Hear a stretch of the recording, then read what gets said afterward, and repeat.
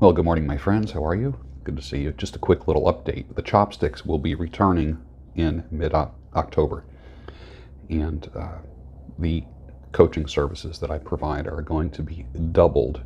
I'm going to go from about 10 or 12 coaching clients up to about 20 to 24, somewhere in there. That's about the most I can handle and still work the other jobs that I do.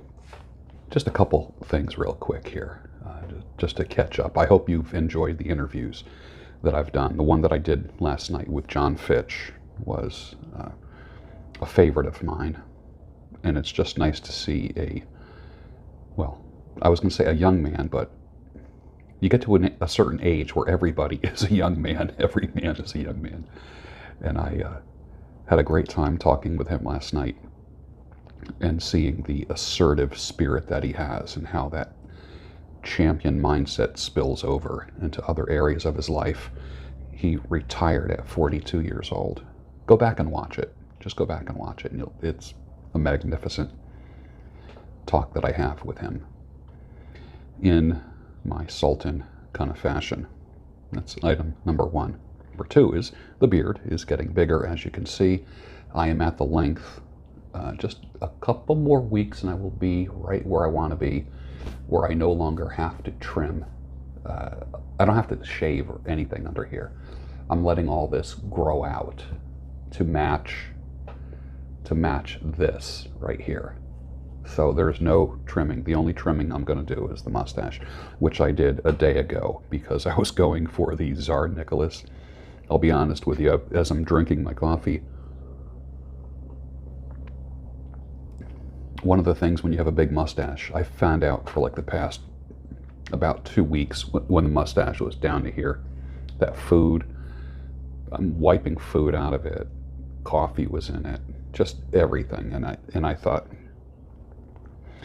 I don't have the patience to grow it to here and then sweep it to the side. And I'm not a massive product person. And the only way you're going to keep your mustache out of your food is if it's so big that it sweeps to the side, but it doesn't stay to the side. Let's get real. So I just kind of did that. And even still, I have to pour my coffee in my mouth and not, my lips are, you know how like when you sip a liquid, your lips are together and you're kind of like sucking in the liquid as you're drinking.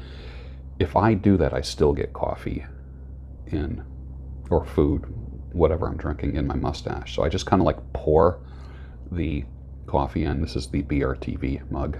You got to check out BRTV. But like this, I just pour it in. I just go. So my mouth is open, kind of like like this. It's not like this and then going through my mustache. So I'm literally just pouring it in my mouth. And that's that. So that's the latest on the mustache. Tsar Nicholas lasted maybe about 2 weeks, and then I had to execute it. No pun intended. A couple things real quick here. Just want to read some viewer mail. I'm going to read two emails. One from a lady follower from Australia who's been a follower, faithful follower, and I appreciate all my followers, even the ones that disagree with me. But if you disagree and are an asshole about it, then there's problems. Then you might have to go somewhere else.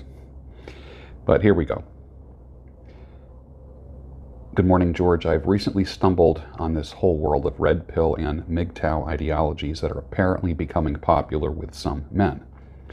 I have listened to you over the past few weeks, and I find myself talking to you, or more accurately, talking at the video, and realize you can't hear me. When I wake up in the quiet hours of the morning, thoughts on this topic remain in my head, like last night's stale cigarette smoke. I'm not saying that you are that, so I'm reaching out via this email to clear my head. And I appreciate that. I do read every email that comes to me. I can't respond to everything. I get literally 80 to 100 emails and messages, direct messages a day through all my social media platforms, and it's just too much for me to keep up. But I want you to know that I do read everything that you send me. I just don't have the time to respond to everything. This is what I believe, she says.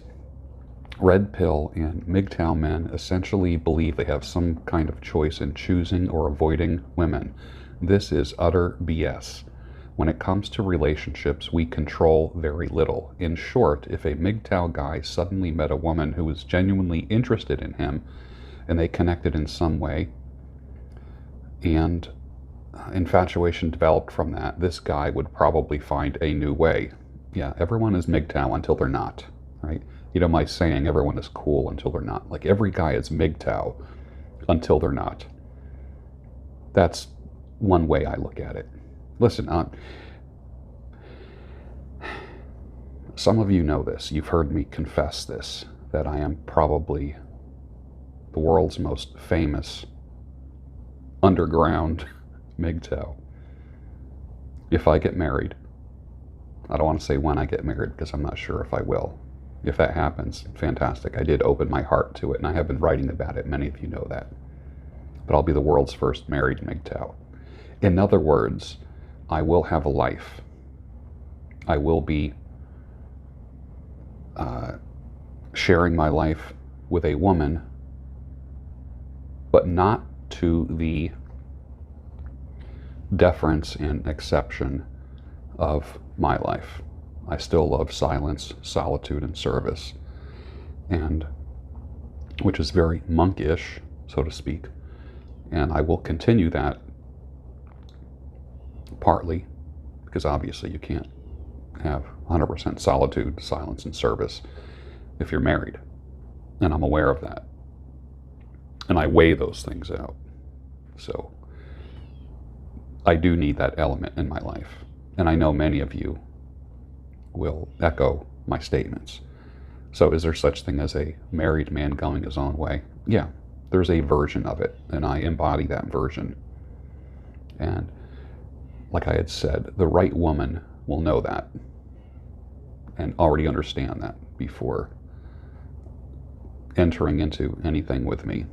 And some of you are trying to catch me on certain words, I know that.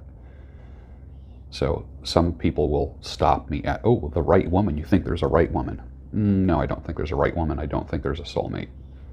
I think there's a functioning woman, a woman that functions with me, a woman that, it's like two gears just working together.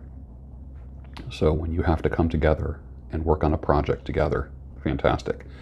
If you have individual projects, that's fantastic. But at the end of the night, you go to bed together and you calm and comfort one another. And that's a cool thing.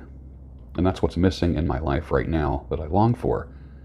But it's not like oxygen. You know, if you cup my mouth and pinch my nose, I'm going to fight you because I want to get air. I want to get oxygen. I don't feel like fighting for a woman or a companionship. That's not happening. I'm open to it. I'm open to marriage, which has caused quite a stir amongst certain people, but that's okay. I can't say the same thing about oxygen. I can't say, well, I'm open to oxygen. I'm actually open to receiving more oxygen. No, you need oxygen to live, and we'll fight for it. I don't need to have a wife. I don't need to have a legal partner. And I don't necessarily believe that marriage and a wife is something that has to be a state-sponsored event. Okay? So that should answer a few questions. So let me finish. In my life, I have achieved almost every goal I set for myself. I have been married. I have 2 happy adult children. I own property. I run 7 successful businesses and now own 2 successful cafes on the south coast of NSW. I don't know what NSW is. This is Australia, so you folks from down under know what NSW is. I have completed 4 streams of tertiary education, including university and vocational training. I lost 20 kilograms on fasting and keto. I live by the sea and I look at the sunrise over the ocean every day. This is the life I manifested for myself because achieving these things was within my control. I have been single since 2001 and totally celibate for the past 3 years by choice. I have had no help from any man. I am self-made, I guess. Okay. But you know what I couldn't control, George? Do you know what I couldn't manifest? A reciprocal relationship with a man who was truly into me. I can't find him or conjure him up from thin air. Like everyone, I have online dated, put myself out there socially, have been matched with friends of friends, and nothing. I can't control this at all. No man shares my day. So what do I do? Do I create a WGTOW movement, women going their own way, populated by frustrated women blaming men for all of this? Will this make me feel like I have a modicum of control over the situation? Perhaps, but during it all, in my heart of hearts, if God suddenly blessed me with a man I could share my day with, all of that BS would go out the window. I love how she said, if God blessed me with a man.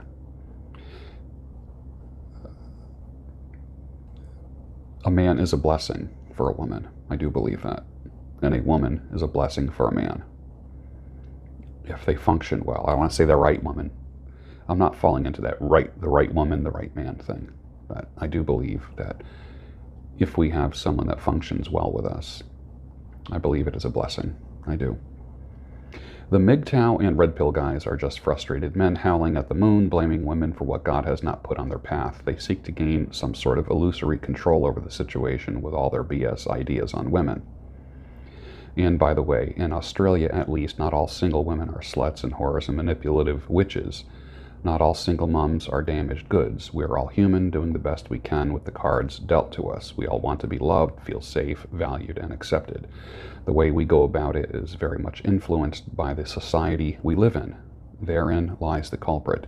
These societal norms we are indoctrinated with, but that's another topic for another day. I know you get a lot of emails. You may not read this one, but that's okay. I wrote this. For me, it was cathartic. Writing is something I can control. You reading it is out of my control. And with that, I shall gulp down the last of my coffee and start my day. And I hope you too have a great day. And then she gives her name. Well, I'll join you with your sip of coffee. And thank you for writing that. I appreciate that. That was from a female perspective. Here's mail from a guy. And usually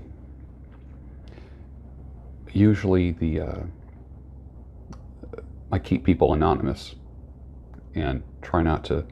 What I don't want to do is reveal personally identifiable information. So if I can tell a story without revealing a person's identity or drawing any attention or embarrassment to them, then I will do so. And many people who write me their stories will say, feel free to share this, but don't mention my name. Or some people will say, please don't share this, that type of thing. So if you write me, let me know. The other thing is this, if you write me, please send me a picture so I know who I'm talking to.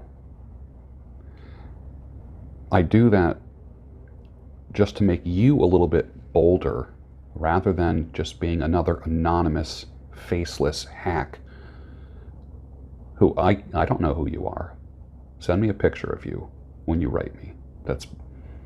I find that when I see your face and read your email, I tend to picture you actually talking, and I feel like I'm receiving something from a human being and not a bot, so to speak. So here, this is from a gentleman. I watch and enjoy your YouTube videos very much. I'm a little older than you, and I offer the following. For 25 or 30 years, I have tried to explain to numerous young men, including my 2 sons, that there are 3 things you must do to find a good wife. The first is to find a woman that loves her father, and that all men have their faults, and if she loves him with his faults, there is a chance she will love you. Secondly, meet her mother, for that is the woman she is likely the woman that she will grow into. Better yet, the better you know your potential mother-in-law, the better you will know what to expect. You know, there's nothing like the advice of an older guy. And I think young men and women need to listen to the older men. Young men need to listen to the older men. Young women need to listen to the older women. And my charge to the older men and older women is teach the young ones. And they're not as young as you want them to be. You're going to see with prolonged adolescence that you're teaching almost elementary lessons to 30-year-olds. It's a shame. I mean, my mother was a teenager when she got married. My father was, like 23 years old or something like that. My dad had kids at 23 years old. Now we see 30-year-old men mocking marriage because of what they read on a stupid forum somewhere, or some idiotic videos that they watched, thinking that all women are like that, or marriage really sucks, and it's just So you older men, please be aware that you're not talking to teenagers. You're talking to 25, 30, 35, and 40-year-old men with a adolescent mindset, because number one, they weren't raised by fathers. Number two, the adolescence was prolonged, and they're just coming of age. We came of age at about 14 years old, when we split our first cord of wood, when we killed our first deer, when we built our first shed, when we rebuilt an engine. We did something with our fathers. We put on a brake set. We helped remodel a house. We received the reward of hard work. We got our first paper route. That's what happened with us. That's not happening now with young people. So the adolescence is prolonged much, much later, as much as a decade and a half. So literally, young men are not growing up until 30. 30-year-old men, literally, many of them do. Not all, many of them have a adolescent mindset. And social media does not help that at all. Third item, never get involved with anyone who has more problems than you, because if you do, they will become yours as well. And this gentleman says, never break any of these 3 rules, and with much work and some luck, you will stand a chance. George, use this or share as you wish. I only sent them to help others. Well, thank you, sir. I appreciate that. I appreciate your permission to use that. So there you go, some lessons for the day. Remember, the rooster and the chopsticks returned mid-October, along with a refreshed coaching program, which is doubling my capacity, and going to be using a brand new technology to promote it, schedule it, get paid, make it easier for you to pay for the coaching versus PayPaling and that kind of thing. It's just it's a technology that's going to be going to revolutionize my world, my professional world, and it should help you get unstuck. Remember, what do we have? October, November, December. We have 3 months left. Dare I say that 2020 is the year that you get unstuck. Right now, 2020 needs to get unfucked, because 2020 has totally been crazy, right? And a lot of stuff has been put on hold for the past 9 months. You have 3 months left. 3 months. 2020 is the year that you get unstuck. Mark my words. You can do it. I know you can, because I do believe in you. All right. Have a good day.